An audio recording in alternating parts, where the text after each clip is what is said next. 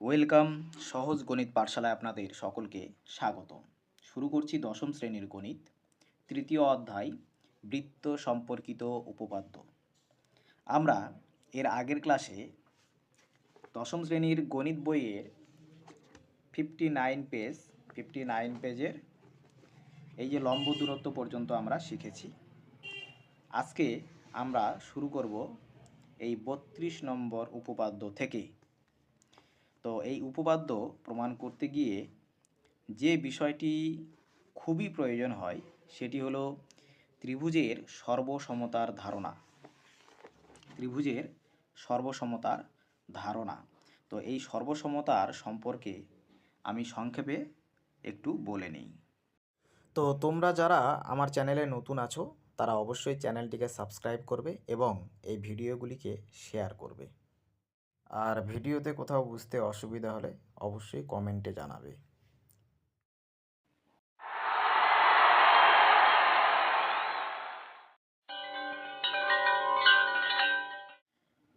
শুরুতেই দেখো, আমি এখানে দুটি ত্রিভুজ অঙ্কন করে নিয়েছি। এখন কথা হলো এই দুটি ত্রিভুজকে আমরা কখন সর্বসম ত্রিভুজ বলবো। যখন দুটি ত্রিভুজের প্রথমটির প্রত্যেকটি অংশের সঙ্গে দ্বিতীয় ত্রিভুজটির প্রত্যেকটি অংশ সমান হবে, অর্থাৎ প্রথম ত্রিভুজটির প্রত্যেকটি বাহু এবং প্রত্যেকটি কোণ এর সঙ্গে দ্বিতীয় ত্রিভুজটিরও প্রত্যেকটি বাহু এবং প্রত্যেকটি কোণ সমান হবে, তখন সেই দুটি ত্রিভুজকে আমরা সর্বসম ত্রিভুজ বলবো। এক কথায় বলতে গেলে একটি ত্রিভুজকে আরেকটি ত্রিভুজের উপরে সরাসরি হোক বা একটু ঘুরিয়ে ফিরিয়ে হোক যদি বসাতে পারি, তাহলে মনে হবে যে একটাই ত্রিভুজ রয়েছে। এখন সব ক্ষেত্রে তো এইভাবে বসানো সম্ভব নয়, তাহলে আমরা কিভাবে বুঝব যে এই দুটি ত্রিভুজ সর্বসম? তখন আমাদেরকে প্রথম ত্রিভুজের প্রত্যেকটি বাহুর দৈর্ঘ্য মাপতে হবে এবং প্রত্যেকটি কোণ পরিমাপ করতে হবে। এরপরে দ্বিতীয় ত্রিভুজটিরও একইভাবে প্রত্যেকটি বাহুর দৈর্ঘ্য মাপতে হবে এবং প্রত্যেকটি কোণ পরিমাপ করতে হবে। যদি সমান হয়ে যায় প্রত্যেকটি, তাহলে আমরা বলবো যে এই দুটি ত্রিভুজ সর্বসম ত্রিভুজ। কিন্তু এটি একটি লং প্রসেস। আমরা সংক্ষেপে কিভাবে বুঝবো যে এই দুটি ত্রিভুজ সর্বসম ত্রিভুজ? তো সেটি বোঝার জন্য আমাদেরকে কয়েকটি বিষয় জানতে হবে। প্রথমে একটি বিষয় আমি বলি। আমরা প্রথম ত্রিভুজটির শুধুমাত্র বাহুগুলির দৈর্ঘ্য মাপব এবং দ্বিতীয় ত্রিভুজটিরও শুধুমাত্র বাহুগুলির দৈর্ঘ্য পরিমাপ করব। যদি প্রথম ত্রিভুজের বাহুগুলির দৈর্ঘ্যের সঙ্গে দ্বিতীয় ত্রিভুজটির বাহুগুলির দৈর্ঘ্য পরিমাপ একই সমান হয়, তাহলে এই কোণগুলির পরিমাপ কিন্তু সমান হবেই। সেক্ষেত্রে কোণগুলি আলাদাভাবে পরিমাপ করা প্রয়োজন হয় না। সেই জন্য শুধুমাত্র বাহুগুলির দৈর্ঘ্য যদি সমান হয়, তখন আমরা বলবো যে এই দুটি ত্রিভুজ সর্বসম ত্রিভুজ। এইভাবে দুটি ত্রিভুজ সর্বসম কি না তা বোঝার যে পদ্ধতি, এই পদ্ধতিটিকে নাম দেব বাহু বাহু বাহু। ইংরেজিতে এটিকে নাম দেওয়া হয় S S S, side side side, সংক্ষেপে এস এস এস। বাংলাতে বলা হয় বাহু বাহু বাহু। যেহেতু তিনটি বাহু পরিমাপ করে আমরা বুঝতে পারছি, সেই জন্য এখানে তিনটি বাহু দেওয়া হয়েছে এবং এই পদ্ধতিগুলিকে আমরা বলবো সর্বসমতার শর্ত। এটি হলো 1 নম্বর শর্ত বা প্রথম শর্ত। 2 নম্বর আরেকটি পদ্ধতি বলছি। প্রথম ত্রিভুজটির যে কোনো দুটি বাহু দৈর্ঘ্য পরিমাপ করব। যদি এই দুটি বাহুর দৈর্ঘ্য পরিমাপ করি, তাহলে এই দুটি বাহুর অন্তর্ভুক্ত কোণ, এই কোণটিও পরিমাপ করতে হবে। যদি এই দুটি বাহু পরিমাপ করি তাহলে তাদের অন্তর্ভুক্ত কোণ এই কোণটি পরিমাপ করতে হবে, অথবা এই দুটি বাহু যদি পরিমাপ করি তাহলে তাদের অন্তর্ভুক্ত কোণও পরিমাপ করতে হবে। এইভাবে প্রথম ত্রিভুজটির যদি দুটি বাহু এবং তাদের অন্তর্ভুক্ত কোণের সঙ্গে দ্বিতীয় ত্রিভুজটিরও যে কোনো দুটি বাহু এবং তাদের অন্তর্ভুক্ত কোণ সমান হয়, তখনও আমরা বলতে পারবো যে এই দুটি ত্রিভুজ সর্বসম, এবং সেক্ষেত্রে এটির নাম দেব বাহু কোণ বাহু, এবং ইংরেজিতে নাম দেব S A S, side angle side, সংক্ষেপে এস এ এস, বাংলাতে বাহু কোণ বাহু। যেহেতু দুটি বাহু এবং একটি কোণ, সেই জন্য বাহু কোণ বাহু নাম দেওয়া হচ্ছে। তৃতীয় আরেকটি শর্ত বলবো, সেটি হলো প্রথম ত্রিভুজের যে কোনো দুটি কোণ পরিমাপ করব, যে কোনো দুটি কোণ, এবং যে কোনো একটি বাহু পরিমাপ করব। করার পর অপর ত্রিভুজেরও যদি যে কোনো দুটি কোণ এবং বাহু পরিমাপ করে দেখি যে প্রথম ত্রিভুজের সঙ্গে মিলে যাচ্ছে, তখনও আমরা বলতে পারবো যে এই দুটি ত্রিভুজ সর্বসম। তাহলে 3 নম্বর শর্তে আমরা কি পরিমাপ করলাম? যে কোনো দুটি কোণ এবং একটি বাহু। এক্ষেত্রে নাম দেব কোণ বাহু কোণ। ইংরেজিতে কি নাম দেব? কোণের জন্য অ্যাঙ্গেল এ, বাহুর জন্য সাইড এস, আবার কোণের জন্য এ, অ্যাঙ্গেল সাইড অ্যাঙ্গেল। এবারে চতুর্থ নম্বর আর একটি শর্ত বলবো। এই শর্তটি শুধুমাত্র সমকোণী ত্রিভুজের ক্ষেত্রে প্রযোজ্য। দুটি সমকোণী ত্রিভুজ অঙ্কন করে নিচ্ছি। এবার সমকোণী ত্রিভুজের ক্ষেত্রে সমকোণ অবশ্যই থাকবে, এই দুটি সমকোণ সমান হবেই। এরপরে আমরা এই দুটি সমকোণী ত্রিভুজের অতিভুজগুলি পরিমাপ করব। এই দুটি অতিভুজ যদি সমান হয় এবং তার সঙ্গে আর একটি করে, যে কোনো একটি করে বাহু, এই যে দুটি করে বাহুর অবশিষ্ট রয়েছে, তাদের মধ্যে একটি করে বাহু যদি আবার সমান হয়, তখনও আমরা বলবো যে এই দুটি সমকোণী ত্রিভুজ পরস্পর সর্বসম হবে। তাহলে সমকোণী ত্রিভুজের ক্ষেত্রে আমরা সর্বসম হবে কি না কীভাবে বুঝব? সমকোণ দুটি সমান হচ্ছেই, তার সঙ্গে অতিভুজ দুটি সমান হতে হবে এবং যে কোনো একটি করে বাহু সমান হতে হবে। তো এক্ষেত্রে এই শর্তটিকে আমরা নাম দেব সমকোণ অতিভুজ বাহু। সমকোণ অতিভুজ বাহু, ইংরেজিতে নাম দেব রাইট অ্যাঙ্গেলের আর, অতিভুজে ইংরেজিতে হাইপোটেনাস, তার এইচ, এবং বাহুর সাইডের এস, ইংরেজিতে নাম দেব আর এইচ এস, বাংলাতে সমকোণ অতিভুজ বাহু। এটি শুধুমাত্র সমকোণী ত্রিভুজের ক্ষেত্রেই প্রযোজ্য। এবার তোমরা লক্ষ্য করো, দ্বিতীয় নম্বর যে শর্তটি আমরা পড়েছি, এখানেও কিন্তু দুটি বাহু এবং একটি কোণ রয়েছে। চতুর্থ নম্বর যে শর্ত, এখানেও কিন্তু দুটি বাহু এবং একটি কোণ রয়েছে। তাহলে এই দুটির মধ্যে পার্থক্য কী? দ্বিতীয় যে শর্তটি রয়েছে, এই শর্তটিতে যে দুটি বাহু নেওয়া হয়েছে, কোণটি হলো তাদের অন্তর্ভুক্ত কোণ। কিন্তু চতুর্থ শর্তটি ক্ষেত্রে এখানে যে কোণটি রয়েছে সমকোণ, এটি কিন্তু এই দুটি বাহুর অন্তর্ভুক্ত কোণ নয়। এক্ষেত্রে দ্বিতীয় যে শর্তটি রয়েছে, এই শর্তটিও আমরা সমকোণী ত্রিভুজের ক্ষেত্রেও প্রয়োগ করতে পারবো। কখন পারবো? না, যখন এই যে সমকোণ দুটি, এই দুটি বাহুর অন্তর্ভুক্ত কোণ হবে।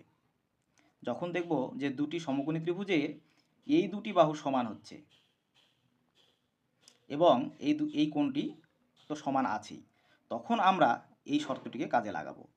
কিন্তু যদি দেখি যে দুটি সমকোণী ত্রিভুজের অতিভুজের সঙ্গে এই অতিভুজ সমান হচ্ছে এবং যে কোনো একটি বাহুর সঙ্গে যে কোনো একটি বাহু সমান হচ্ছে এবং এই কোণ দুটি তো সমান আছেই, তখন কিন্তু আমরা এই চতুর্থ শর্তটিকে প্রয়োগ করব। এই গেল আমাদের সর্বসমতার ধারণা এবং এই যে শর্তগুলিকে আমরা বলবো সর্বসমতার শর্ত। সর্বসমতার শর্ত। এখন এই শর্তগুলিকে কাজে লাগিয়ে আমরা উপপাদ্যগুলিকে প্রমাণ করব। তো আমরা শুরু করছি 32 নম্বর উপপাদ্য। দেখো, 32 নম্বর উপপাদ্যে বলা আছে, ব্যাস নয় এরূপ কোনো জ্যা এর উপর বৃত্তের কেন্দ্র থেকে লম্ব অঙ্কন করা হলে ওই লম্ব জ্যাটিকে সমদ্বিখণ্ডিত করে। অর্থাৎ বলেছে একটা বৃত্তের যে কোনো একটা জ্যা নেওয়া হয়েছে, ব্যাস নয় এরূপ একটা জ্যা নেওয়া হয়েছে, সেই জ্যায়ের উপর কেন্দ্র থেকে লম্ব অঙ্কন করা হয়েছে। এবার সেই লম্বটি জ্যাটিকে যে বিন্দুতে ছেদ করেছে সেই বিন্দুতে জ্যাটি সমান দুই ভাগে ভাগ হয়ে গিয়েছে। তো এটি তো ছবির মাধ্যমে দেওয়া নেই, আমাদেরকে এটিকে ছবির মাধ্যমে উপস্থাপন করতে হবে, করার পর প্রমাণ করতে হবে। তো দেখো, আমি একটি বৃত্তের ছবি নিয়ে নিচ্ছি। এই একটি বৃত্তের ছবি নিয়ে নিয়েছি। মনে করো এই বৃত্তটির কেন্দ্র ও এবং এই বৃত্তে ব্যাস নয় এরূপ একটি জ্যা অঙ্কন করে নেব। মনে করো এ বি একটি ব্যাস নয় এরূপ একটি জ্যা। এবার কি করব? উপপাদ্যে বলা আছে যে ব্যাস নয় এরূপ জ্যায়ের উপর বৃত্তের কেন্দ্র থেকে লম্ব অঙ্কন করা হলে, তাহলে প্রথমে আমরা কি করব? এই জ্যাটির উপরে একটি লম্ব অঙ্কন করে নেব। কোথা থেকে? বৃত্তের কেন্দ্র থেকে। আমরা মোটামুটি একটা আইডিয়া করে লম্ব অঙ্কন করে নিচ্ছি। এই লম্বটির নাম দাও ওডি লম্ব। এবার ওডি লম্ব অঙ্কন করা হলো কার উপরে? এ বি জ্যায়ের উপরে। এবার কি প্রমাণ করতে হবে? দেখো, ওই লম্ব জ্যাটিকে সমদ্বিখণ্ডিত করে। ওই লম্ব জ্যাটিকে সমদ্বিখণ্ডিত করে, অর্থাৎ এই যে লম্বটি এ বি জ্যাকে যে বিন্দুতে ছেদ করেছে এই বিন্দুতে এ বি জ্যা সমান দুই ভাগে ভাগ হয়ে যাবে। অর্থাৎ এইখান থেকে এইটুকু পরিমাপ করলে যা দৈর্ঘ্য পাবো, এইখান থেকে এইটুকুর দৈর্ঘ্য একই পাবো। অর্থাৎ কি প্রমাণ করতে হবে? এডি ইজ ইকুয়াল টু বিডি, এটি প্রমাণ করতে হবে। তো আমরা এটিকে ছবির মাধ্যমে এখন লিখব।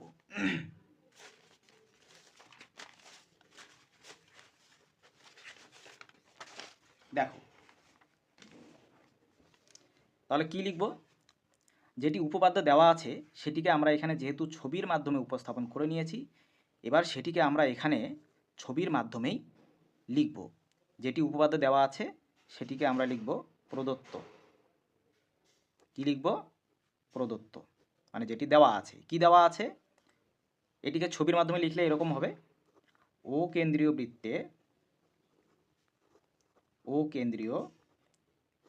বৃত্তে এ বি ব্যাস নয় এরূপ একটি জ্যা এবং এই যে ওডি লম্ব, এ বি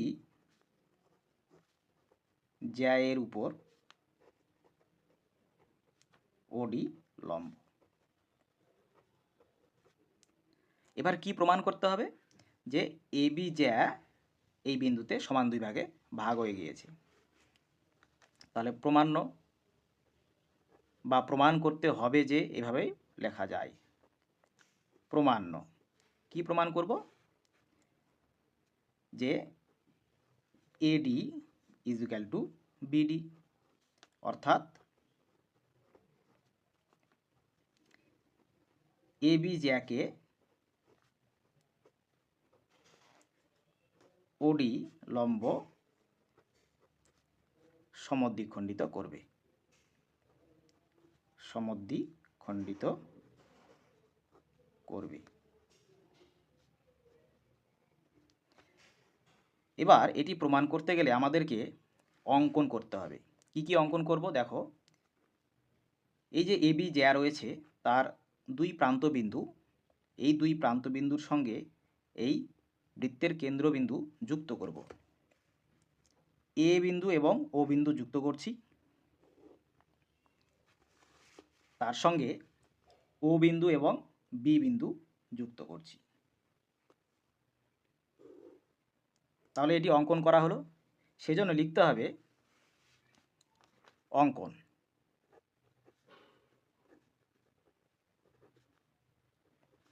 কি অঙ্কন করা হলো? এ বিন্দু এবং ও বিন্দু যুক্ত করা হলো, আর বি বিন্দু এবং ও বিন্দু যুক্ত করা হলো। তাহলে লিখব এ কমা ও এবং বি কমা ও বিন্দু যুক্ত করা হলো, যুক্ত করা হলো। এবার আসবো প্রমাণে। প্রমাণ।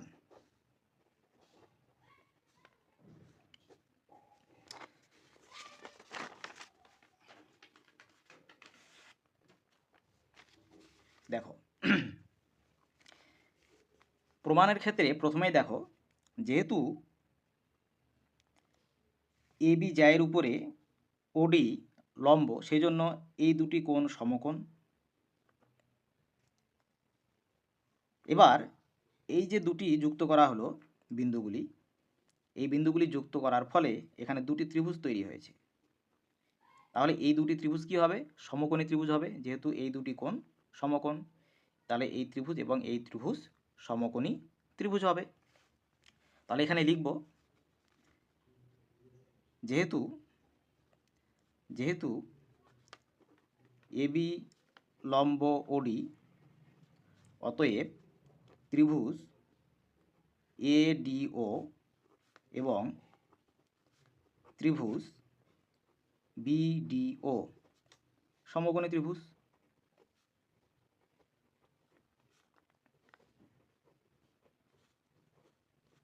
এবার এই দুটি ত্রিভুজের মধ্যে তুলনা করব।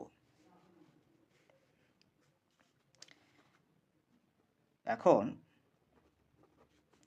ত্রিভুজ এডিও এবং ত্রিভুজ বিডিও এর, তাহলে এই সমকোণ দুটি তো সমান হবেই। তাহলে লিখে নেই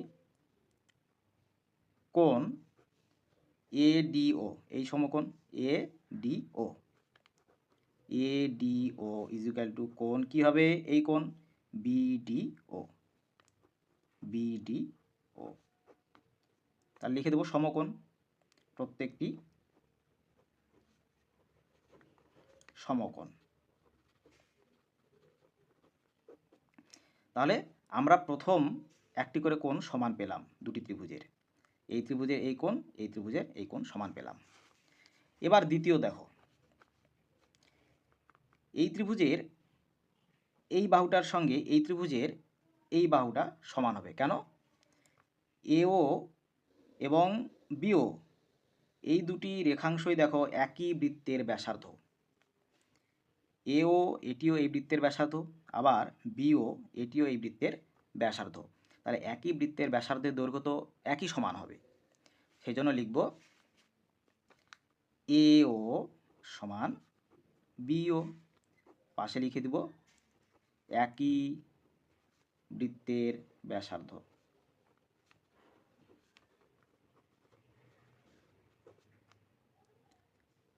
তৃতীয়ত দেখো, এই যে ওডি যে রেখাংশটি রয়েছে, যেটিকে আমরা লম্ব অঙ্কন করেছিলাম এই বির উপরে, সেই রেখাংশটি দেখো এই ত্রিভুজেরও বাহু, আবার এই ত্রিভুজেরও বাহু।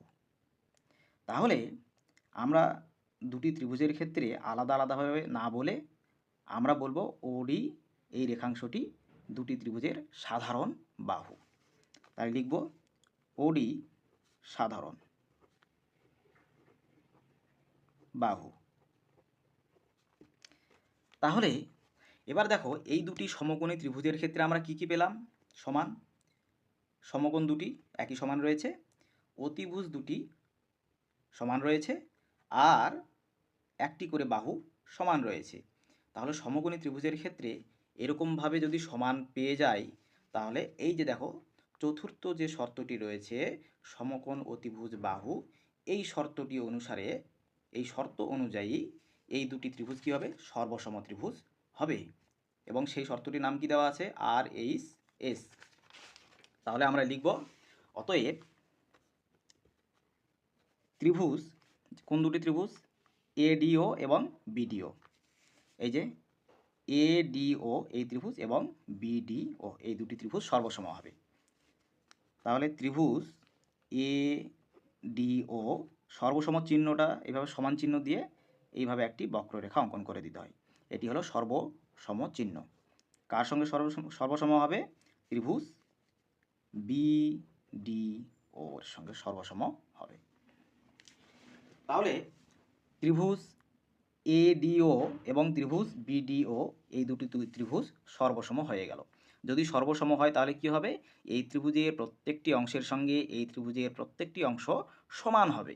তাহলে আমরা দেখছি যে এই ত্রিভুজের এই বাহুর সঙ্গে এই ত্রিভুজের এই বাহু সমান হলো, এই ত্রিভুজের এই বাহুর সঙ্গে এই ত্রিভুজের এই বাহু সমান হলো। তাহলে অবশিষ্ট একটা করে বাহু রয়েছে। এই ত্রিভুজের একটা বাহু অবশিষ্ট রয়েছে এটি, এই ত্রিভুজের একটা বাহু অবশিষ্ট রয়েছে এটি। তাহলে এই দুটিও সমান হবে, যেহেতু ত্রিভুজ দুটি সর্বসম। তাহলে আমরা লিখতে পারি অতএব এই যে AD এই বাহু সমান কি হবে? এই ত্রিভুজের BD বাহু, BD। আচ্ছা, এইখানে সর্বসম কোন শর্তে হলো সেটা লিখে দেব, RHS সর্বসমতার শর্তে। এবার আমাদেরকে প্রমাণ করতে বলেছিল কি? দেখো এই যে প্রমাণ্য, কি প্রমাণ করতে হবে? AD = BD, এটি আমাদেরকে প্রমাণ করতে হবে। তো দেখো আমরা এখানে কিন্তু পেয়ে গেছি AD = BD। তাহলে আমাদের প্রমাণ হয়ে গেল। এবার পাশে আমরা লিখে দেব প্রমাণিত। প্রমাণিত। এই হলো 32 নম্বর উপপাদ্যের প্রমাণ। তোমাদের পরীক্ষায় শুধুমাত্র এই উপপাদ্যের কথাটি লেখা থাকবে লাল কালি দিয়ে, যেটা লেখা আছে বইয়ে, এইটি দেওয়া থাকবে। তোমাদেরকে এই প্রমাণটি এইভাবে করতে হবে। এবার চলে আসব 33 নম্বর উপপাদ্য। 33 নম্বর উপপাদ্যে কি আছে দেখো, পরের পাতায় আছে। দেখো এইখানে বলেছে প্রমাণ করি যে ব্যাস নয় এরূপ কোনো জ্যাকে যদি বৃত্তের কেন্দ্রগামী কোনো সরলরেখা সমদ্বিখণ্ডিত করে, তাহলে ওই সরলরেখা ওই জ্যায়ের উপর লম্ব হবে। দেখো 32-এ যেটি বলেছিল এবং যেটি প্রমাণ করতে বলেছিল, 33-এ কিন্তু তার উল্টোটা বলেছে এবং উল্টোটা প্রমাণ করতে বলেছে। এক্ষেত্রে কিন্তু 33 নম্বর উপপাদ্যটা হলো 32 নম্বর উপপাদ্যের বিপরীত উপপাদ্য। তাহলে 32 নম্বর উপপাদ্যে বলেছিল যে 32 নম্বর উপপাদ্যে বলেছিল যে AB জ্যায়ের উপর ODটা হচ্ছে লম্ব। আমাদেরকে প্রমাণ করতে হবে এটি সমান এটি। 33 নম্বর উপপাদ্যে পুরোটাই উল্টো বলছে। বলছে যে AB জ্যায়ের ঠিক যে মধ্যবিন্দু, অর্থাৎ AB জ্যা সমদ্বিখণ্ডিত হয়েছে যে বিন্দুতে, সেই বিন্দু দিয়ে যে সরলরেখা গিয়েছে সেই সরলরেখাটি হবে এর উপরে লম্ব। এটা প্রমাণ করতে হবে। তাহলে 33 নম্বর উপপাদ্যে কি দেওয়া আছে? দেওয়া আছে AD = BD, এটি দেওয়া আছে। আর আমাদেরকে প্রমাণ করতে হবে ODটা হচ্ছে AB এর উপরে লম্ব। তাহলে আমি একটি বৃত্ত নিয়ে নিচ্ছি, আরেকটি। এই দেখো, মনে করো ও কেন্দ্রীয় একটি বৃত্ত নেওয়া হলো। এবার এই বৃত্তে একই রকমভাবে ব্যাস নয় এরূপ একটি জ্যা অঙ্কন করে নেব। এই মনে করো এবি একটি জ্যা যেটি ব্যাস নয়, ছবি কিন্তু একই রকম হবে, ঠিক আছে। এবার কি বলেছে, বলেছে যে জ্যাকে যদি বৃত্তের কেন্দ্রগামী কোনো সরলরেখা সমদ্বিখণ্ডিত করে, তাহলে কেন্দ্র থেকে এমন একটা সরলরেখা আমরা এই জ্যায়ের উপরে অঙ্কন করব যেটি এবি জ্যাকে সমদ্বিখণ্ডিত করবে। মনে করো এই বিন্দুতে সমদ্বিখণ্ডিত হয়েছে এবং এই দুটি বিন্দু আমরা যুক্ত করে যে সরলরেখা পাবো সেটি হবে এবি জ্যায়ের সমদ্বিখণ্ডক। এবার আমাদের প্রমাণ করতে হবে যে এই সরল রেখাংশটি এবি এর উপরে লম্ব, এটি আমাদেরকে প্রমাণ করতে হবে। তাহলে কি প্রমাণ করতে হবে, এবি লম্ব, এখানে ডি নাম দিয়ে নাও, ওডি, এটি আমাদেরকে প্রমাণ করতে হবে। দেওয়া আছে এডি is equal to BD, eddy is equal to BD, এটি দেওয়া আছে, এটা প্রদত্ত, আর প্রমাণ করতে হবে এটি। কিন্তু 32 নম্বর উপপাদ্যে পুরোটা উল্টা ছিল, এটি দেওয়া ছিল, এটি আমাদেরকে প্রমাণ করতে হয়েছে। তাহলে একই রকমভাবে আমরা কি করব, ছবির মাধ্যমে প্রথমে উপপাদ্যটিকে লিখে নেব। তাহলে দেখো লিখে নিই।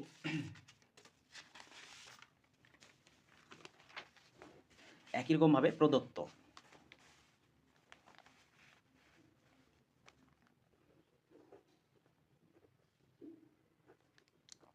তাহলে কি দেওয়া আছে, ও কেন্দ্রীয় বৃত্তে, একই রকমভাবে লিখব, ও কেন্দ্রীয় বৃত্তে এবি ব্যাস নয় এরূপ একটি জ্যা, ব্যাস নয় এরূপ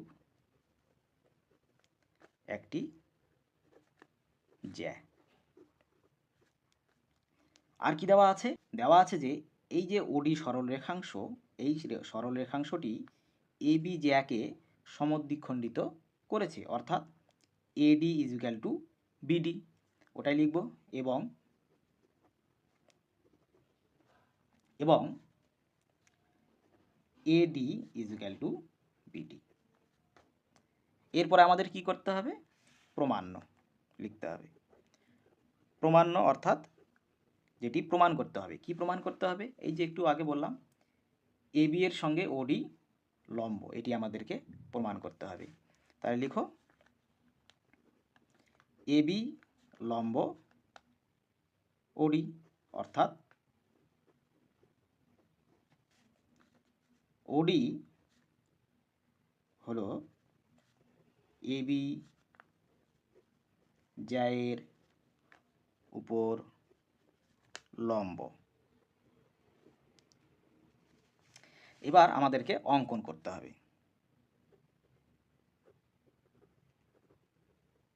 কি অঙ্কন করব, আগের মতোই এ বিন্দুর সঙ্গে ও বিন্দু এবং বি বিন্দুর সঙ্গে ও বিন্দু যুক্ত করব। তাহলে অঙ্কনটা করে নিই।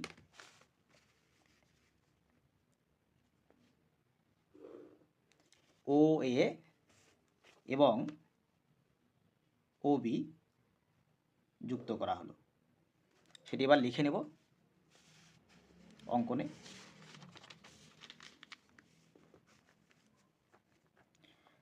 তাহলে ও এ, ও কমা এ এবং ও কমা বি বিন্দুগুলি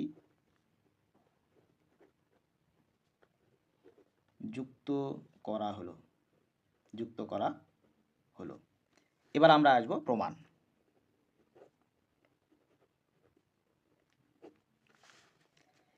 এখানে কিন্তু ওডি এবি এর উপরে লম্ব, এটি আমাদের প্রমাণ করতে হবে, এটি কিন্তু বলে দেওয়া নেই। সুতরাং এখানে এই কোণ দুটি সমকোণ আমরা বলতে পারবো না। তাহলে আমরা এখানে যে দুটি ত্রিভুজ পেলাম সেই দুটি ত্রিভুজের এখন কি কি সমান আছে সেইগুলি এখন যাচাই করব। ত্রিভুজ এডিও এবং ত্রিভুজ বিডিও এর কি কি সমান আছে দেখো, এই যে বলে দিয়েছে এডি ইজিক্যাল টু বিডি, তাহলে লিখে নেই এডি ইজিক্যাল টু বিডি, পাশে কারণটা লিখে দেবে যে প্রদত্ত, এটা প্রদত্ত লিখে দেবো তাহলেই হবে। পাশে লিখে দেবো প্রদত্ত, যেটা দেওয়া আছে।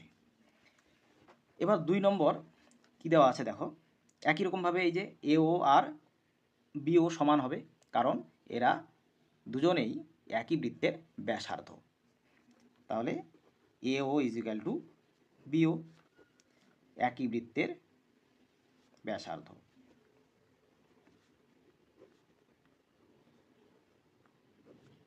তৃতীয়ত কি পাচ্ছি দেখো, OD সাধারণ বাহু, আগের মতোই OD সাধারণ বাহু।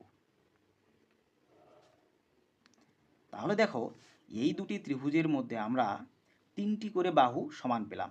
দেখো AD ইজিক্যাল টু BD, এই যে এই বাহুর সঙ্গে এই বাহু সমান পেলাম। AO equal to BO, AO equal to BO।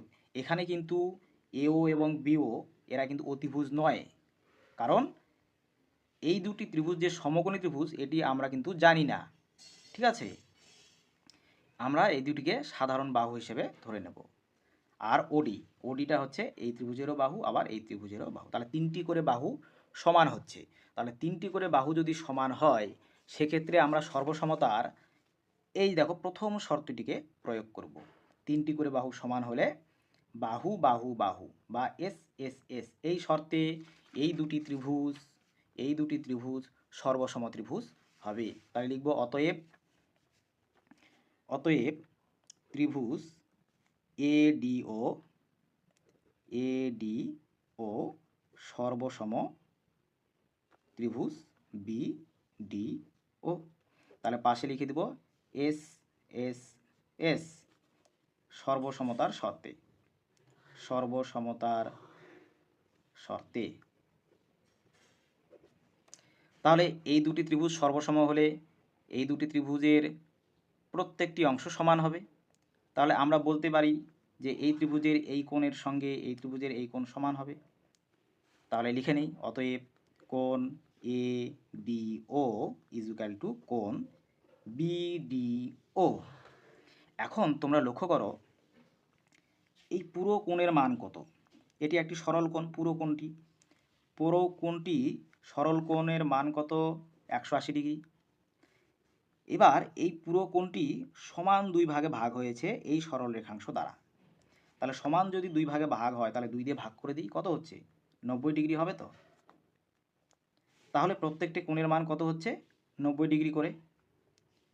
তাহলে একটা সরল রেখাংশ অপর একটি সরল রেখাংশের উপরে দণ্ডায়মান হওয়ার ফলে তাদের উভয় দিকে 90 ডিগ্রি অর্থাৎ একটি করে সমকোণ তৈরি হয়েছে।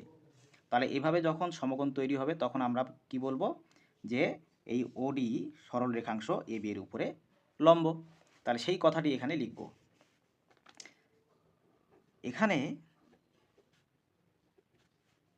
এখানে AB জ্যায়ের উপর OD দণ্ডায়মান হওয়ার ফলে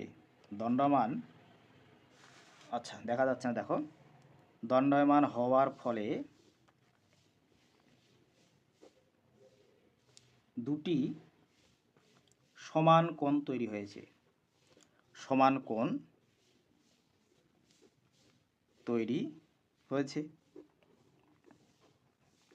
অতএব কোণ ADO ইজিক্যাল টু কোণ BDO ইজিক্যাল টু কত হবে, প্রত্যেকটি 90 ডিগ্রি করে হলো। তাহলে প্রত্যেকটি 90 ডিগ্রি করে যদি হয় তাহলে আমরা কি বলতে পারবো, যে AB এর উপরে OD লম্ব আছে। অতএব AB লম্ব OD, এটি আমরা পেয়ে গেলাম। আমাদেরকে এখন প্রমাণ করতে কি বলেছিল দেখো, এই যে প্রমাণ্য AB লম্ব OD, এটি আমাদেরকে প্রমাণ করতে বলেছিল। এটি আমরা প্রমাণ করে ফেলেছি, AB লম্ব OD। তাহলে আমাদের প্রমাণিত হয়ে গেল, তাই তো, প্রমাণিত। এই হলো 33 নম্বর উপপাদ্য। তাহলে 32 নম্বর উপপাদ্য এবং 33 নম্বর উপপাদ্য আমরা তুলনা করে যদি পড়ি তাহলে কিন্তু আমরা সহজেই এই উপপাদ্য দুটিকে রপ্ত করতে পারবো। তাহলে আজকে এই পর্যন্তই। আমরা নেক্সট ক্লাসে 34 নম্বর উপপাদ্য প্রমাণ করব। ঠিক আছে, ওকে।